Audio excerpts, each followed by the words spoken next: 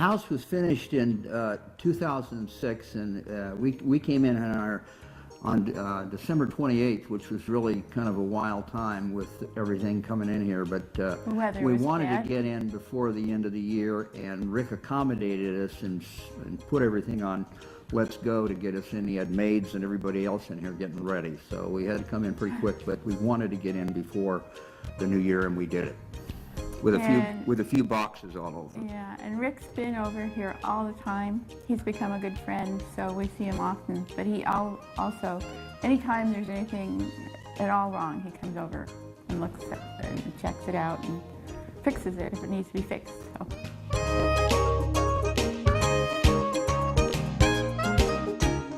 His vision for this house, he was to open up, make sure the space is all open and lots of light coming in. So he made a lot of different suggestions to change things, which really helped a lot. Well, my wife's an artist, so they kind of worked together, and with also his consultant, to make sure the light was right. And the design we picked out was highly modified to look towards the mountains and towards the trees in the bathroom and the major bedroom and in the living room and the dining room, so the whole thing, you've got this panorama to look out on. So, but he changed the height of the windows, and he did a lot of things just to facilitate more light and more openness.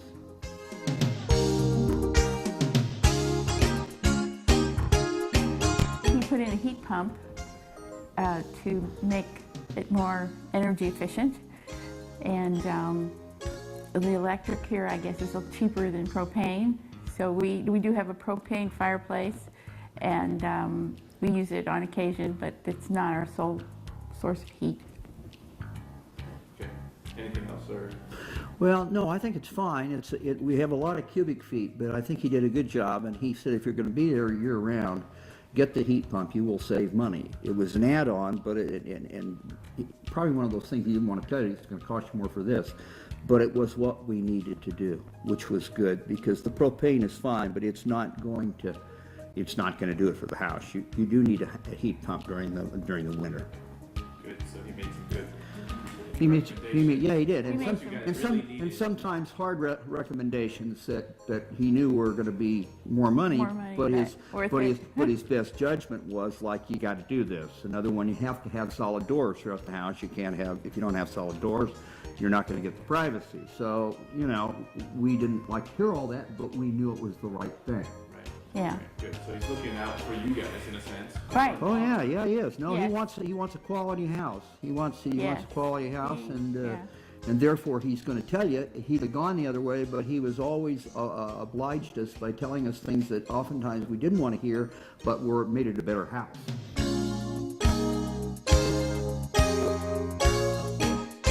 He's very obsessive, If you start talking about if you ask him about a nail, when we first met him, we thought something's wrong with this guy. Because then he'll tell you about the nail for half an hour, 45 minutes, how the water will drip down in 2 years, and then it will make a little thing here, and this will go here, and this will go here. And you'll get water in your house. And if anything ever came up, minor things, he'd rush over to the house and look at it, and you thought the whole world was going to end, And some of these things were so minor, I couldn't believe it. But it was good to have a guy that was so obsessive about everything, and he didn't want anything wrong. Okay? And he's always available. Which he probably now doesn't want to be available after 2 years. But I still call him because we're pretty good friends, and he does come over, and I ask, what do you think of this? And he's... he didn't leave us in the lurch. I told another architect that he still comes over, and the guy was shocked. He says, he does? So anyway, but I think this is probably, I don't know, he's built a lot of houses, but I think he's proud of this house. As the 100, I think he's built over 100 houses that he's done. So we're very pleased with what he did.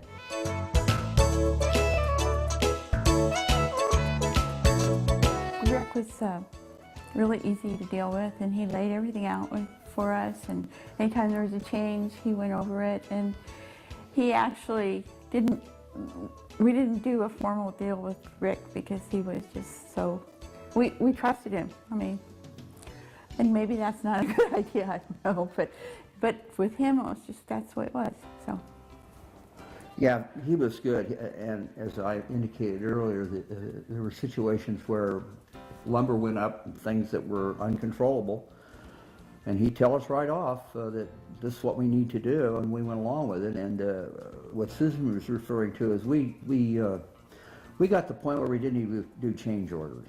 We simply worked together on the thing.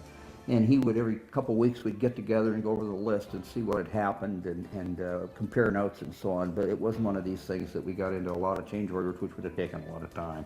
We just went with it, and if anything big came up, he'd tell us about it, and we'd talk it out and see what to do. But in almost every instance, we took his recommendation and went with it.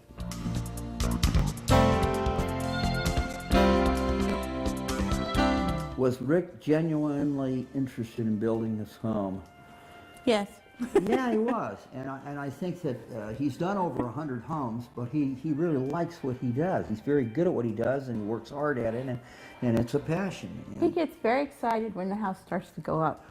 Yeah, and he does things right. I mean, you know, I've had neighbors come to me, put ties down because of wind and so on that you're not going to find in all the houses. So, yeah, I think he's passionate about what he does, and he wants it right. And he also started at the beach, and he wanted to do well down here, and because of this house and others, he's picked up a lot of business because he's got quality house.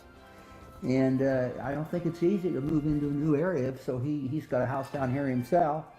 But he does houses all over Oregon. But I think he's pretty pleased with what he's done down here.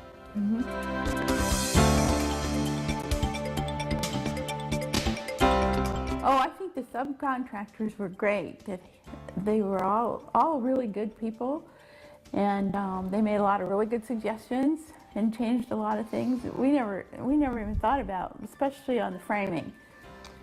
Yeah, he had some guys who were very creative, and he got a lot out of them. Like a bedroom, the framer said, why don't we make this, you know, not a vaulted ceiling, but a ceiling that, what do they call it? It has a, oh, I don't know what it's called. It's got a thing around it, and it's lower. With lighting, with lighting in anyway. it, so it lights up the ceiling. It goes up like that and lights up the whole ceiling. Yeah. It's really nice. But he, and he also had people, what was great, that he had worked with for 20 years.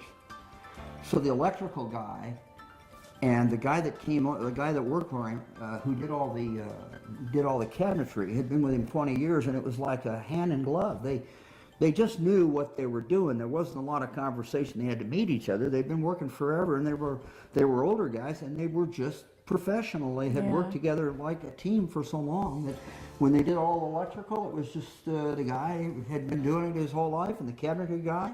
I think he lived in Portland and also had a home in Bend and came over from Bend, and they were good, very, very good. They weren't just the guy you buy down the street.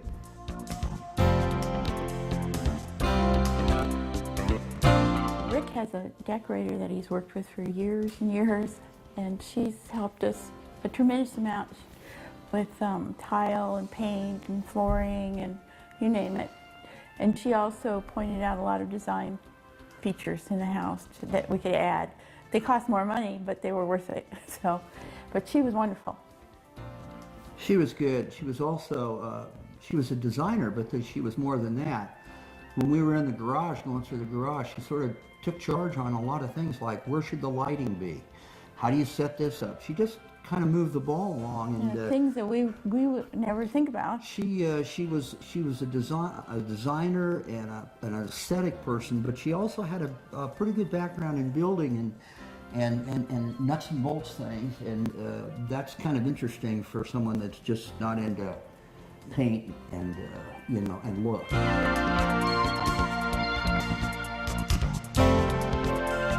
I think Rick certainly can be trusted with our vision or anyone's vision. He worked with us through this whole process on changing windows, on heights of things, on everything that seemed to be a concern. So we had heavy dialogues about what are we going to do here and how are we going to do this. So no, he never shut us down. In other words, when we wanted to go somewhere, fine. You know, I mean, you know, I thought, what do you think, Susan? I think it's great, you know? I think so too. You know? Yeah, he listened to us.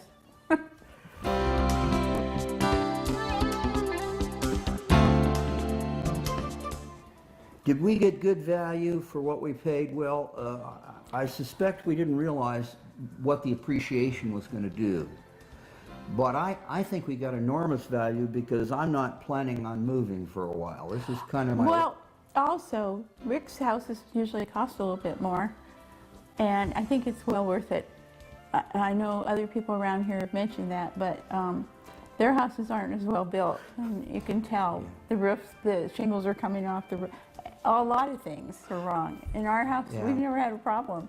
I mean, everything's perfect. Yeah, the detail is really good. The detail, the people he'll bring in, he just makes sure it's right. He will not bring in, he brought in a supplier who was a painter. He just didn't like the guy. So there was something wrong about his charisma, and he was gone because he looked at his subs that were going to do that's the work that stays. And I think he builds a really good house. So, you know, I trust him. We always trust him, you know. And as far as I mean, it did cost a little bit more, but the appreciation has been tremendous. So yeah, it was worth it.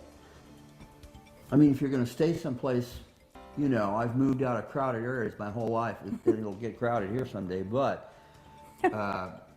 this house will stand the test of time.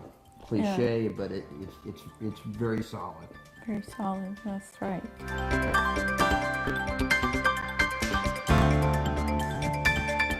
Well, as far as cost per square foot, I don't know. We never really use that criteria. I know most people do, but we kind of looked at the total cost and said we have to stay within this range, and that's exactly what we did. Some things went up, some things went down. We met every other week to see what would be higher and what could be lower, and we just worked together on it. But I never got into that. Or, do you think? I mean, it was not a deal. I think we had an idea. We told someone, an architect in Southern California, a friend, and he about died. He says, "Oh my God!" He says, "You did really well," you know. So Rick gave us a total cost, and then he also, but in that cost, he included everything, the higher end of everything. So there was a lot, we could adjust a lot of things. So actually the cost came down quite a bit because of decisions we made after that. And then it kind of bounced because of other things that you can't control, like lumber and so on. Yeah. You know, over a year's period of time, it's going to change. So, but I think we got a great house. I mean, we like it.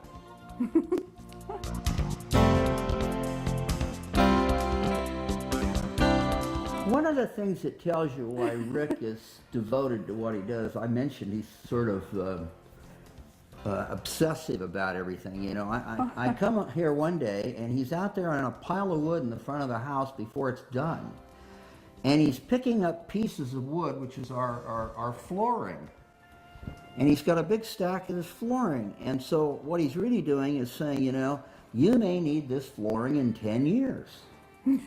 Well, I mean, what other guy is going to be picking up flooring? Well, if you think about it, and you lost your floor and the floor went out of business, you'd be in a lot of trouble. But Rick, he did little things like that all the time that normal people won't do. He just thought of everything. They'll let it go. But he's like, he sees something wrong and he don't like it. You know, he just doesn't like it. It offends him. Yeah. So, you know, we think he did okay. If we want to build the Taj Mahal someday, Rick's the man. We heard horror stories about building a house, and we've never done it before. So we were a little concerned, but it was probably one of the easiest things we've ever done. And I think it had a lot to do with Rick. Yeah. So anyway, what can I tell you? Like I said, if we're going to build if we ever need a house in Saudi Arabia, we'll call Rick.